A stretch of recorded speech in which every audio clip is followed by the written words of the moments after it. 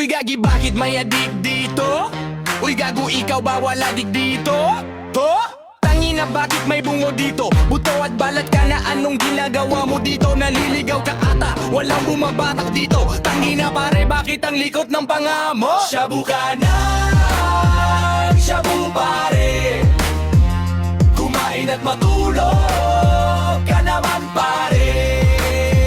May adik dito, may adik doon. Itago niyong gamit niyo, may adik dito, may adik doon. Itago niyong cellphone niyo.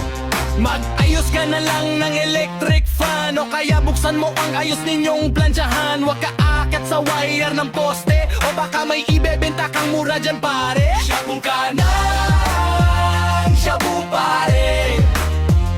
Kumain at matulog